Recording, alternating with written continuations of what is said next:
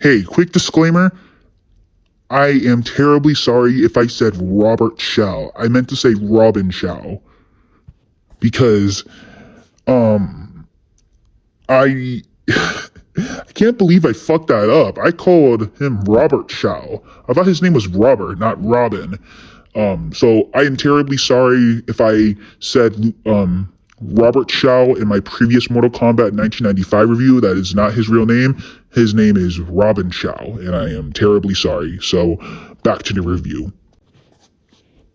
Hey viewers, Quirk Dude 76 here. Jesus Christ. Okay.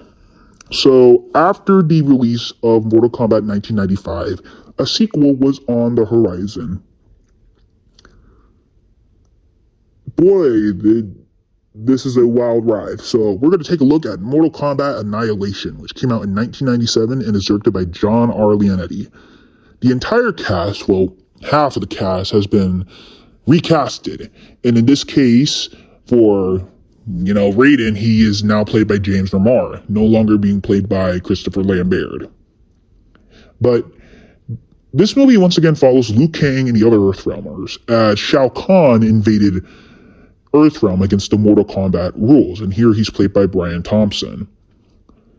And so it's a kind of a typical action movie, as it's once again up to Liu Kang and his friends to stop Shao Kahn invading Earthrealm. I gotta be honest with you, this is one of the worst films I've ever seen in my entire life. And that's saying much, because I haven't seen any worse, bad films, but this is one of these bad films.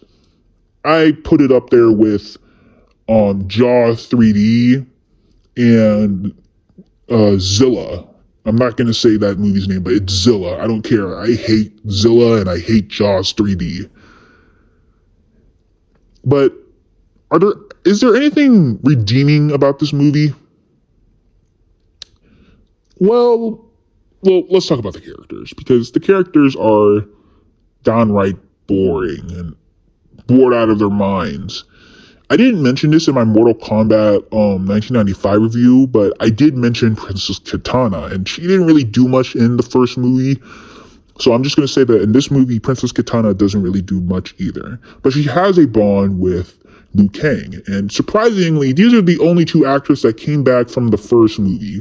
Because Robin Shou, not Robert Shou, as I accidentally mispronounced, and Talisa Soto are back as Kitana and Liu Kang. And, they kind of still work with the material they were given, and I don't really give I won't, say anything negative about them, but they look so bored. They look so bored out of their minds in this movie. Instead of Bridget Wilson as Sonya Blade, we have Sandra Hess as Sonya Blade. And, even she's bored. Bridget Wilson was bland in the first movie. Here, she's even more bland, as she doesn't really do much in the story, not to mention Johnny Cage gets killed off.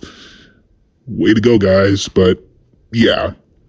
And then we have Raiden. And if you've seen my Mortal Kombat 1995 review, you know that I absolutely hated Christopher Lambert as Raiden. I think he's one of the worst parts about that movie, and I think he was terribly miscasted. And I think that he should have won a fucking Razzie for his performance, because it was terrible. You mean to tell me that was Raiden? Fuck you. But here, he's played by James Remar, who does it even worse than Christopher Lambert. Raiden has this little side plot where he tries to help his friends, but in turn, he becomes mortal. And, this isn't Raiden. This isn't Raiden. Raiden's supposed to be a wise, powerful demigod thunder god. But here, he's this, I don't even know what to call him. This is weird. This is fucking weird. Now, we also do get a few new characters, but they're not really there much besides for fan service. In fact, most of these characters just fucking disappear. characters like Nightwolf, Scorpion, and even Sub-Zero, they don't do much in this movie. They be there for the fan service, but they just disappear without any explanation. And it's so bad. It's so horrible. Like, you focus on these characters, but you don't focus on the other popular characters. See, this is exactly why I don't like the 90s duology. I don't understand how people like these movies. These movies are not good. And like, sure, we have Jax, but fuck, Jax doesn't even, he has some of the worst dialogue ever, saying these classic, stupid, cringy 90s words. Like, he has the dialogue he's giving, it's just terrible. And don't get me started on Shao Kahn. Shao Kahn, oh my god, that is not a Shao Kahn when I see it. Thank God Mortal Kombat 2 fixed it. This is why I'm more excited for the sequel. This is why I'm more excited rather than whatever the fuck Mortal Kombat Annihilation was doing. Because holy shit, that is not a Shao Kahn. Goddamn. So yeah, you can pretty much tell the cast is not very great. You know what isn't great? The action sequences. Outside of one action sequences, the rest is just downright terrible. Very, very terrible. Like, I don't even know how to comprehend it. It's not good. That's all I'm going to have to say. And don't get me started on the final act. The final act is one of the worst final fights in cinematic history. Oh my god, I get nightmares from it all the time. Shit. I mean, is there anything else that's that's either bad or good about this movie? Well, I gotta be honest, there's a few good things about this movie that I should really talk about. The first good thing about this movie is actually not the special effects, since the special effects are downright garbage, but it's the designs of the characters. I gotta be honest, some of the characters here actually look very, very good. Downright a perfect representation. Like the Sub-Zero. This Sub-Zero is not Bi-Han, which it would have been stuck because I would have loved to see Noob Saibot, but at the same time I would be hesitant due to how, well, you know. But this is Kuai Liang, the second Sub-Zero and the more popular Sub-Zero. We can tell because he has the scar on his eye. But for the time he's given, I believe he was also played by the original actor who played Reptile in the original Mortal Kombat movie. But I think the Sub-Zero was okay. I really wish we would have saw him more instead of just being a pop-in out situation. But, you know, Nightwolf looks great. I mean, Nightwolf looks exactly like what he did in the video games. And, you know, I really wish we would have seen him more, which sucked. I mean, Scorpion's back, but he's not in this movie for much.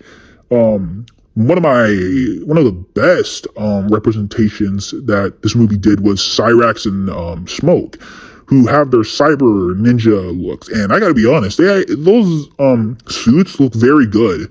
I gotta be honest, those look very decent. Like, I would pay good money to buy a fully made robot suit, whether it's Cyrax, Sector, or Smoke. And I mean, Baraka is in this movie, but he's fine. But there are some other characters that look downright ugly. Like Shiva, don't get me started on Shiva. She looks horrendous. Motaro, yeah, I'm not getting the vibes of this is Motaro. That is not Motaro. I mean, we get two other ninjas. We get Rain. Yes, Rain based off the Prince song. And Ermac and I believe Noob Saibot's in this movie. But these characters don't do much.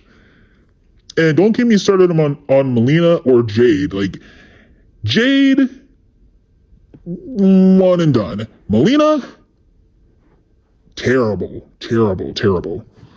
So, yeah, this movie is very, very, very, very, very bad. But what holds it back from getting my fuck you rating is mostly because of the characters' designs. I really do think that for the budget it's given and for the amount of screen time, I think the movie really does a okay job with representing the characters from video game to live action. And again, I still thought that Smoke and Cyrax looked very amazing, and I thought, Scorpion looked good, Kuai Liang looked good, even Ermac and Rain looked good, but it has a terrible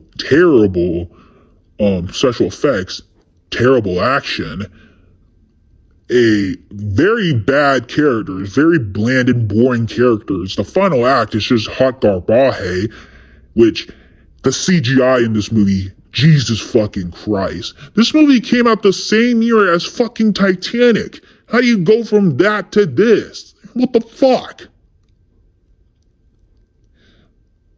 And, it almost got my fuck you rating, but because of the fact that the characters were represented very well from video game to movie, holds it back. So I'm giving this movie a 1 out of 10. This is definitely one of the worst films ever made.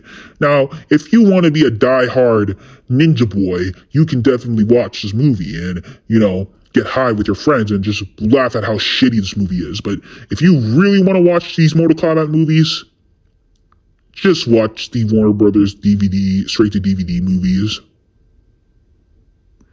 So yeah, that's my review on Mortal Kombat Annihilation. Definitely one of the worst films ever made, and it flopped so hard that they canceled a sequel. There was supposed to be a sequel to this movie called Mortal Kombat Devastation. Thank God we didn't got that.